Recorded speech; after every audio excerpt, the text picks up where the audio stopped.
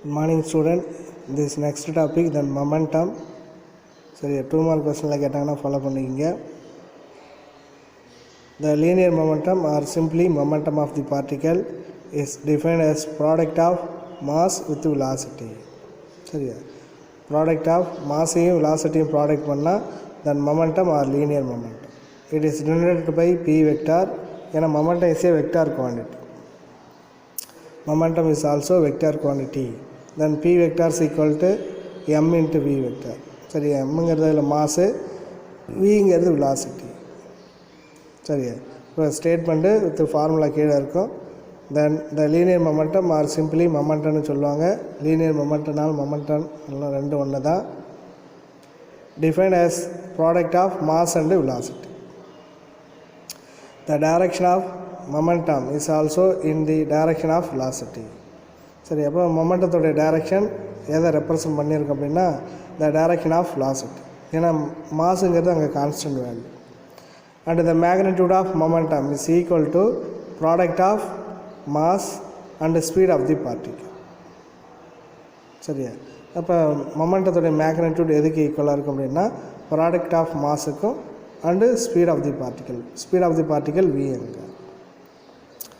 In components form of the momentum can be written as then px I cap plus py j cap plus pz k cap is equal to mvx I cap plus mvy j cap plus mvz k cap. ஏன்னா p ஓட value என்னது m into v. x காம்பனண்ட்டுக்கு x கொடுத்துருப்பாங்க, x கோஆர்டினேட்டோட value I cap, then y காம்பனண்ட்டுக்கு y கொடுத்துருப்பாங்க, then y காம்பனண்ட்டுடைய coordinate j cap.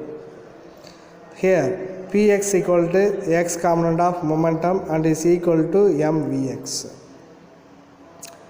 and py is equal to y component of momentum and it's equal to mvy, and pz z component of momentum and it's equal to mvz represented. Therefore the momentum of the particle plays a very important role in Newton's law. சரியா? Newton's லாவில் very important role எது அப்படின்னா then momentum of the particle. Then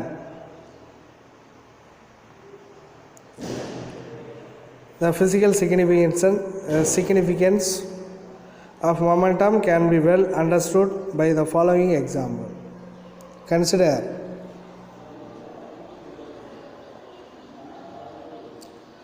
a butterfly and a stone both moving towards you with the same velocity 5 meter second power minus. சரியா? ஒரு பட்டர்ஃப்ளையும் ஒரு stone என்ன ஆகுது அப்படின்னா ரெண்டுமே மூவ் ஆகுது போத் டுவர்ட்ஸ். சரியா? வித் த சேம் வெலாசிட்டியில் மூவ் ஆகுது. If both hit your body the effect will not be the same. The effect not only depend upon the velocity but also on the mass. The stone has greater mass compared to the butterfly. சரி, பட்டர்ஃப்ளையோட compare பண்ணும்போது stone greater மாஸாக இருக்கும். ஆனால் the momentum of the stone is thus greater than the momentum of the butterfly. ஆனால் எதுக்கு momentum அதிகமாக இருக்கும் அப்படின்னா பட்டர்ஃப்ளைக்கு தான் மொமெண்டம் அதிகமாக இருக்கும். சரியா? அப்போ ஸ்டோனோட கம்பேர் பண்ணும்பொழுது மொமெண்டம் பட்டர்ஃப்ளைக்கு அதிகமாக இருக்கும், ஆனால் மாஸை கம்பேர் பண்ணும்பொழுது தென் ஸ்டோனுக்கு தான் அதிகமாக இருக்கும். It is the momentum which plays a major role is explaining the state of motion of the object. State of motion of the object. The unit of momentum is kilogram meter second power minus. Then அதில் next one என்ன கொடுத்துருப்பாங்கன்னா motion along one dimension கொடுத்துருப்போம்.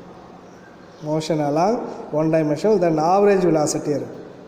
If a particle moves in one dimension, say for example then along x direction,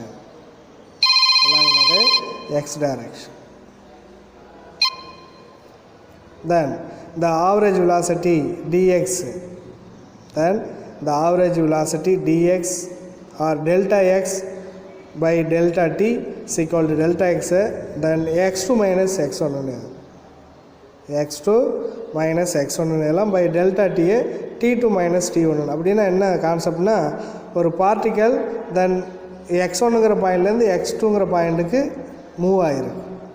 எவ்வளோ டைமில் அப்படின்னா t1ங்கிற டைமில் x1ல் இருக்கும், தென் t2ங்கிற டைமில் அந்த பார்ட்டிக்கல் x2ங்கிற பாயிண்டில் இருக்கும். சரியா? therefore the average velocity is also a vector quantity, but in one dimension we have only two dimension. சரியா? ஏன் அப்படின்னா positive and negative, then X டைரக்ஷனில் எக்ஸ் டைரக்ஷனில் பாசிட்டிவ் இருக்கும், தென் அதே எக்ஸ் டைரக்ஷனில் நெகட்டிவ் ரெப்ரசன்ட் ஆகிருக்கும். Hence we have a positive and negative sign to denote the direction. Then the instantaneous velocity or velocity is defined as v limit delta t gives 0. delta t gives 0 represent ஆகிரும். சரியா? ஏன்னா அது limit இருக்கும். Delta X by delta T equal to dx by dt. ஏன்னா டிஎக்ஸுங்கிறது displacement டைமை பொறுத்து change ஆகும். டிஸ்பிளேஸ்மெண்ட் மீன்ஸ் என்னது? x2 minus x1. ஒரு பார்ட்டிக்கல் x1லேருந்து x2க்கு மூவ் ஆகும். அப்போ அங்கே டிஸ்பிளேஸ்மெண்ட் சேஞ்ச் ஆகிருக்கு. எதை பொறுத்து? தென் டைமை பொறுத்து. டைம் என்னது? t2லேருந்து t2க்கு அங்கே சேஞ்ச் ஆகிருக்கு. therefore the graphically the slope of position comma time graph will give the velocity of particle. At the same time, if velocity time graph is given, then the distance and the displacement are determined by calculating the area under the curve. சரியா?